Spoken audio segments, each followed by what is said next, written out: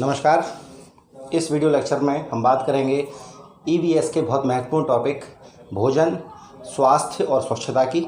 शुरू करने से पहले आप इसका स्क्रीनशॉट ले लें ताकि आपको इसके नोट्स बनाने में आसानी रहे।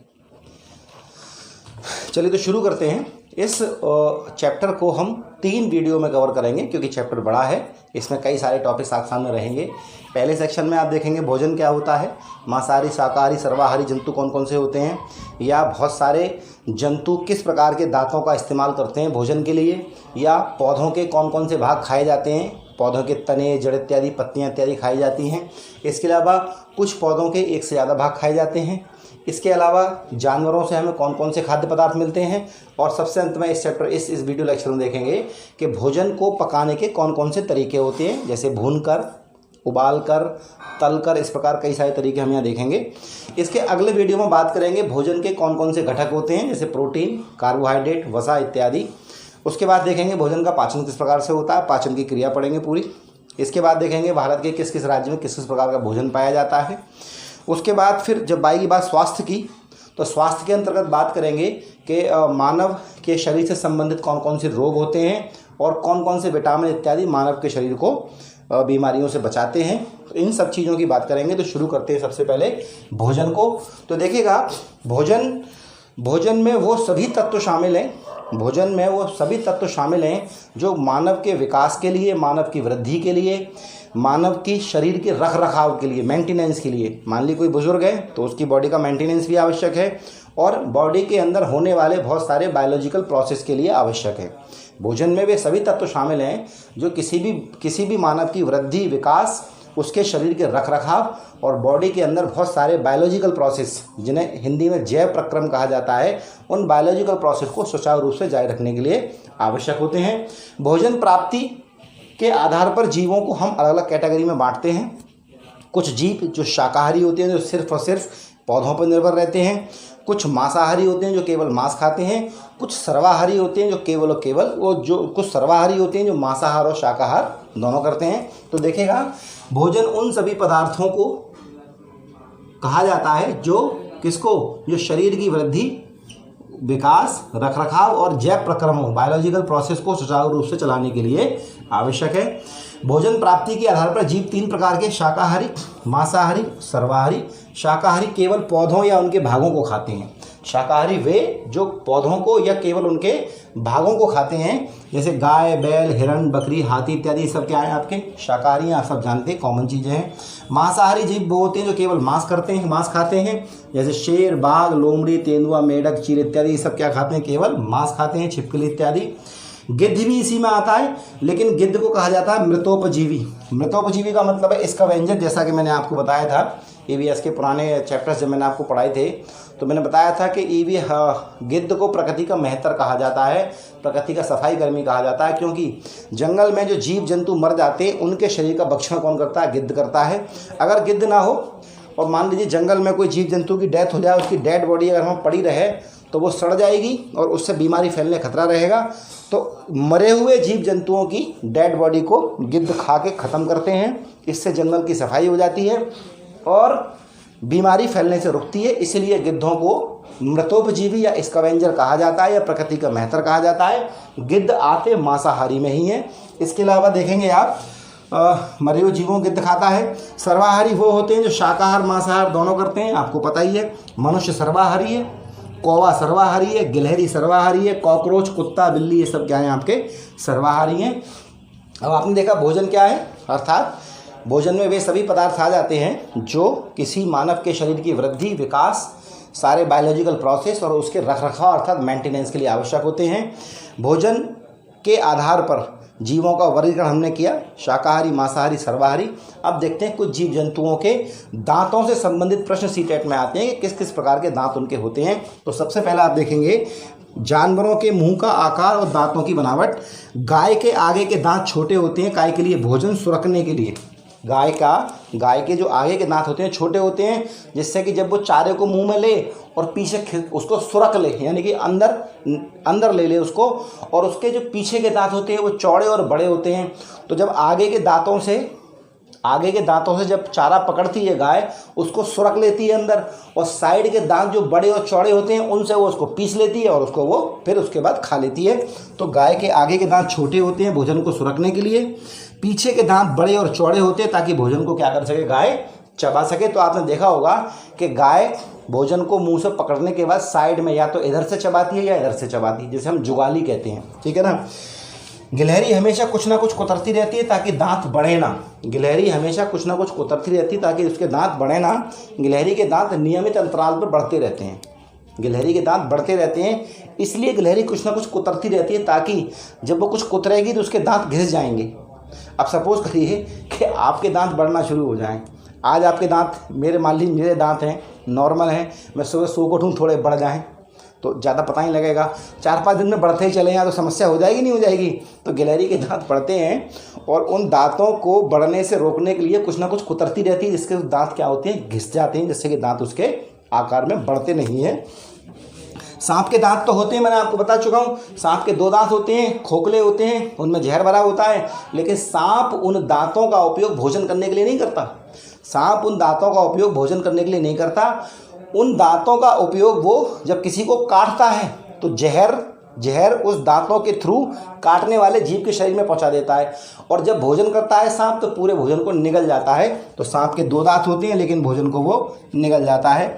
अब देखेंगे पौधों के खाए जाने वाले भाग, कि पौधों के कौन कौन से भाग खाए जाते हैं। तो तना, आलू तने में आता है, प्याज तने में आती है, लहसुन अदरक हल्दी ये सब तने में आते हैं। तो तना खाया जाता है किसका, आलू का, क्योंकि आलू तना है। प्याज लहसुन अदरक हल्दी ये सब तना में आते हैं। जड़ कौन कौन सी खाई जाती हैं, तो गाजर खाई जाती है, मूली शलजम शकरकंद चुकंदर ये जड़ें खाई जाती हैं। पत्ते किस किस से खाए जाते हैं, पालक के पत्ते खाए जाते हैं, बंद गोभी के पत्ते खाए जाते हैं, सरसों के, बथुआ के, मेथी के, मूली के, चने के, ये सारे पत्ते खाए जाते हैं। हम सब इनको नॉर्मली खाते ही हैं। फूल किसके से खाया जाता है, गुलाब का, फूल गोभी का, ब्रोकली हरे रंग की जो गोभी आती है, केले के फूल खाए जाते हैं, सीताफल खाए जाते हैं, कचनार और सहजन के फूल खाए जाते हैं। बीज किसके से खाए जाते हैं, चने का बीज खाया जाता है, आप जो खाते हैं चने का बीज है। मक्का, चावल, गेहूं, मेथी इन सब के बीज खाए जाते हैं। चावल भी बीज है, गेहूं भी बीज है, मेथी बीज है। फल किसका खाते हैं, सेब, केला, टमाटर, सीताफल, नाशपाती, आंवला आदि। ध्यान रखना टमाटर को फल की श्रेणी में रखा जाता है, ये प्रश्न कई बार पूछा जाता है। तो आपने देखा तने में क्या क्या खाया जाता है, जड़ में और पत्ते में। फल में क्या क्या खाया जाता है, बीज में, और फूल में क्या क्या खाया जाता है, बीज में और फल में क्या खाया जाता है।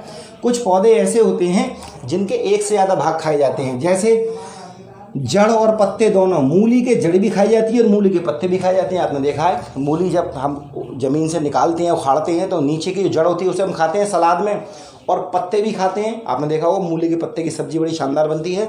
तो मूली के जड़ पत्ते दोनों खाते हैं। फूल और फल, तो केले का फूल भी खाया जाता है और केले का फल भी खाया जाता है। सीताफल का फूल भी खाया जाता है और फल भी खाया जाता है।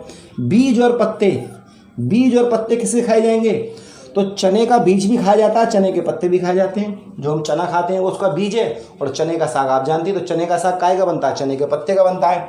मेथी के बीज भी खाते हैं, देखा है मेथी, हम लोग सरसों अपने किचन में मेथी रखते हैं थोड़ी सी, आपने देखा होगा सब्जियों में मेथी पड़ती है, तो मेथी के बीज खा लिए। और मेथी का साग आप जानते हैं, तो वो मेथी के पत्ते हो गए। सरसों का साग भी खाते हैं, और सरसों के जो दाने होते हैं उनसे हम ऑयल निकालते हैं, तो उसको भी खाते हैं। तना और पत्ते, यानी कि ऐसे पौधे जिनका तना और पत्ते दोनों खाए जाते हैं।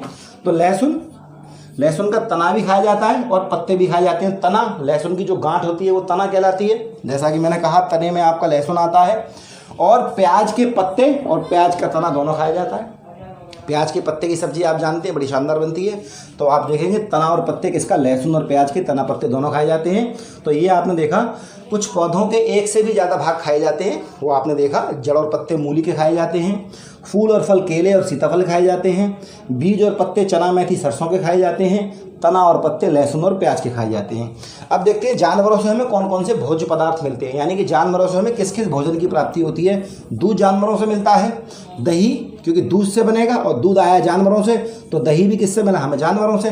मक्खन दूध से निकलेगा और दूध आया जानवरों से, तो मक्खन भी किससे मिलेगा, जानवरों से। पनीर जानवरों से मिलेगा क्योंकि पनीर बनाया दूध से और दूध मिला जानवर से। मांस तो सीधी बात है, जानवर का मांस होता ही है।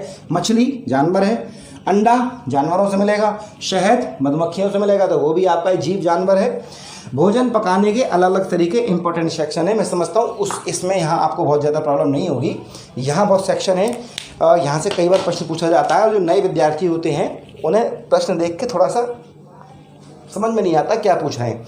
यहाँ पे भोजन को किस किस प्रकार से पकाया जाता है, पकाने के तरीके कि कुछ भोजन ऐसे होते हैं जिन्हें भूनकर खाया जाता है, कुछ भोजन ऐसे होते हैं जिनको उबाल कर खाया जाता है, कुछ भोजन ऐसे जिनको तलकर खाया जाता है, कुछ को सेक कर खाया जाता है और कुछ कर कच्चा खाया जाता है। कुछ भोजन ऐसे होते हैं जिनको भून कर खाया जाता है, जैसे आलू को भून कर खाते हैं, भिंडी को भून कर खाते हैं, शकरकंद भून कर खाते हैं, मक्का भून कर खाते हैं, आपने देखा होगा है ना, पॉपकॉर्न आप खाते हैं, चने को भून कर खाते हैं, मूंगफली को भून कर खाते हैं। तो ये वो भोजन हो गए जिनको भून कर खाते हैं। वे भोजन जिनको उबाल कर खाते हैं, तो चावल को उबाल कर खाते हैं, दाल को उबाल कर खाते हैं, आलू को उबाल कर भी खा रहे थे और आलू को भून कर भी खा रहे थे, आप सब जानते हैं। शकरकंद को उबाल कर भी खाते हैं, शकरकंद को भून कर भी खाते हैं, मक्के को उबाल कर भी खाते हैं, आपने देखा होगा। हमारे क्षेत्र में मक्के के जो भुट्टे होते हैं उनको हम क्या करते हैं, नमक के पानी में उनको बॉईल कर लेते हैं तो बड़े शानदार लगते हैं, और भून के भी खाते हैं। तो मक्के को भून के भी खा रहे हैं, उबाल कर भी खा रहे हैं। अंडे को हम क्या कर रहे हैं, उबाल के खाते नहीं खाते हैं आदि। तलकर की बात करें, तलकर यानी कि फ्राई करके कैसे खाएंगे, तो आलू को फ्राई करके भी खाते हैं, आलू को आप काट लीजिए, फ्राई कर लीजिए। मांस को हम फ्राई करके खाते हैं। मिर्च आपने देखा ही है, हम क्या करते हैं नॉर्मली मिर्च, छोटी छोटी मिर्चों को काटते हैं, बीच में थोड़ा सा मसाला उनमें भरने के बाद उनको फ्राई कर लेते हैं, तो छोटा सा अचार जैसा काम करता है। पापड़ को हम भून तल कर खाते हैं। सेक कर किसे कैसे खाते हैं, रोटी सेक कर खाते हैं, ब्रेड सेक कर खाते हैं, पापड़ सेक कर खाते हैं, पिज्ज़ा सेक कर खाते हैं। कच्चा कैसे कैसे खाते हैं, टमाटर कच्चा खा जाएंगे, मूली, गाजर, खीरा आदि। तो अब आप देखिएगा भोजन को पकाने के तरीके हैं, भूनकर, उबालकर, तलकर, सेक कर, कच्चा। तो आपसे एक प्रश्न पूछता है, सीटेट में एक प्रश्न आया है कि निम्नलिखित में से कौन सा भोजन पकाने के सही तरीके हैं। तो उसमें एक जगह आता है गूंथ कर, एक जगह आता है ऑप्शन गूंथ कर। तो गूंथ कर तो कोई भोजन नहीं खाया जाता ना, आप आटे को गूंथने के बाद सेकते हैं ना, तो गूंथ कर वाला ऑप्शन गलत है। तो आपका अगर पूछा जाता है कि भोजन पकाने के कौन कौन से तरीके सही हैं, तो भून कर, उबाल कर, तल कर, सेक कर और कच्चा भोजन को खाया जाता है। तो आपने देखा भोजन क्या है, भोजन के आधार पर शाकाहारी, मांसाहारी, सर्वाहारी देखे। इसके अलावा आपने देखा कि जानवरों के मुंह का आकार और दांत कैसे कैसे होते हैं भोजन करने के लिए, पौधों के कौन कौन से भाग खाए जाते हैं, कुछ पौधों के एक से ज़्यादा भाग खाए जाते हैं, जानवरों से कौन कौन से खाद्य पदार्थ मिलते हैं, और भोजन पकाने के अलग अलग तरीके आपने देखे। आशा करता हूँ आपको ये पूरा वीडियो समझ में आया होगा। वीडियो कैसा लगा कमेंट सेक्शन में कमेंट करें। आज ये वीडियो मैं 14 जून को शूट कर रहा हूँ और आज बड़ी दुखद खबर आई, बॉलीवुड के एक बहुत अच्छे अभिनेता सुशांत सिंह राजपूत ने आत्महत्या कर ली। बड़ा दुख हुआ यह जानकर। और उनकी मैंने हाल ही में एक मूवी देखी थी, छिछोरे, टाइटल उसका ऐसा है, लेकिन मूवी बड़ी शानदार थी, आप में से बहुत लोगों ने देखी होगी। और उस मूवी में उन्होंने यही मैसेज दिया था अपने बेटे को। उस मूवी में वो एक बेटे के बाप बने हैं कि अगर आप असफल हो जाते हैं तो आपको कोई ऐसा कदम नहीं उठाना चाहिए। और मैं स्तब्ध हूँ कि इस प्रकार का मैसेज देने वाली मूवी बनाने के बाद भी उन्होंने यही रास्ता चुना। क्या वजह रही ईश्वर जाने, लेकिन बड़ा ही 1-2 महीने से आप देख रहे हैं इरफान खान, ऋषि कपूर, अब ये सुशांत सिंह राजपूत, इसके अलावा कोरोना काल चल रहा है, समझ में नहीं आता पता नहीं क्या होगा। हालांकि एक आशा भरी खबर आज ये भी आई कि पतंजलि ने इसकी दवा बना ली है और पतंजलि बहुत जल्दी इसके लिए अनाउंस करने वाला है। और 2 वैक्सीन, एक अमेरिका और एक चीन में इसके लिए डेवलप हो रही हैं जो लास्ट स्टेज में है। मेरा अपना मानना है कि सितंबर तक दवाइयाँ मार्केट में इतनी आ जाएंगी और धीरे धीरे फिर दिसंबर तक, सितंबर तक तो दवाइयाँ कंफर्म हो जाएंगी, मुझे ऐसा मेरा मानना है।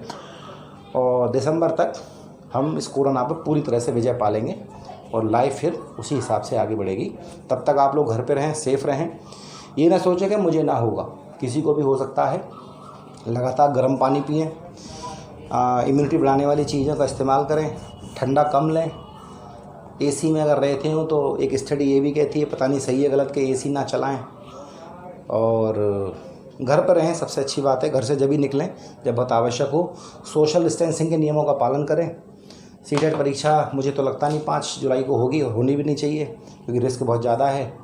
और परीक्षा बढ़ती है तो बहुत अच्छी बात है, क्योंकि मैं तब तक आपका सिलेबस समाप्ति करा दूँगा। सिलेबस समाप्त करा देता, लेकिन मौसम बहुत ऐसा गर्म है कि मैं एक दिन में एक वीडियो नहीं बना पाता, मुश्किल से बनती है। आप देख रहे हैं कितना पसीना आ रहा है। और मौसम थोड़ा सही हो जाएगा, दिन में 2-3 वीडियो बड़े आराम से बन जाया करेंगे।